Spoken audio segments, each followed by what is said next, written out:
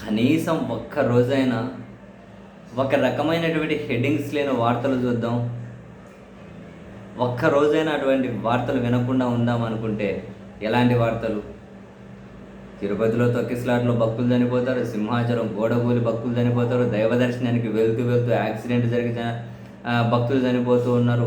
లేకుంటే అదిగో తూర్పుగోదావరి దగ్గర ఘోర ప్రమాదం 5 మంది చనిపోయారు మొన్న వార్త. ఇంకో దగ్గర ఘోర ప్రమాదం ఇంతమంది చనిపోయారు అవతల మొన్న వార్త.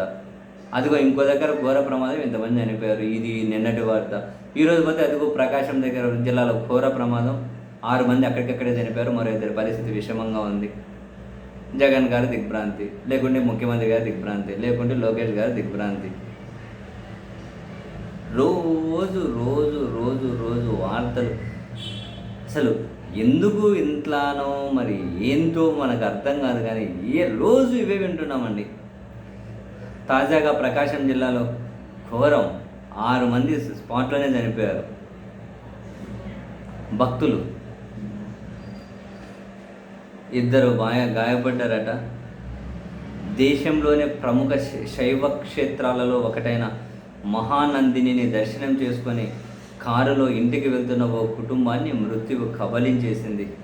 బాధితుల కుటుంబాల్లో తీరని వేదన మిగిల్చింది. పోలీసుల వివరాల ప్రకారం శుక్రవారం ప్రకాశం జిల్లాలో ఘోర రోడ్డు ప్రమాదం. శైవక్షేత్ర దర్శనం అనంతరం మహానంది నుంచి చీరాల వెళ్తున్న ప్రయాణికుల కారు కోనురోలు మండలం తాటిచెర్ల మోటు సమీపంలో రోడ్డు ప్రమాదానికి గురైంది. రాంగ్ రూట్లో వచ్చిన లారీని బాధితులు ప్రయాణిస్తున్న ఇన్నోవా కారు ఢీకొట్టింది. ఈ దుర్ఘటనలో 6 మృతి చెందగా మరో 2 చిన్నారులకు తీవ్ర గాయాలయ్యాయి. వారి పరిస్థితి కూడా అత్యంత విషమంగా ఉంది.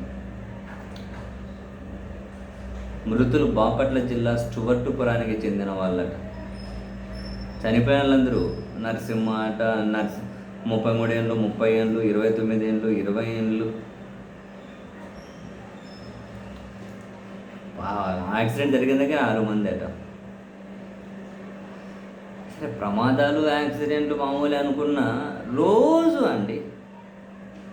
ఏ ఆనందపురంలో 6 మంది అంటారు, ఇక్కడికి వస్తే నెల్లూరు దగ్గర 5 మంది అంటారు, ఈ బాపట్ల దగ్గర ఇక్కడికి వస్తే ఈరోజు 6 మంది అంటారు, ఇంకో దగ్గర పోతే ఇంకా ఆడ ప్రమాదం ఈడ ప్రమాదం. రోజు వైఎస్ జగన్మోహన్ రెడ్డి గారు తీవ్ర దిగ్భ్రాంతి వ్యక్తం చేశారు. ఆ కుటుంబాలను ప్రభుత్వాలు ఆదుకోవాలని. ఏ దిగ్భ్రాంతి అయితే ఏముంది, ఎందుకో మనం ఈ మధ్య రోజు ఇవే వార్తలు వినాల్సి వస్తుంది.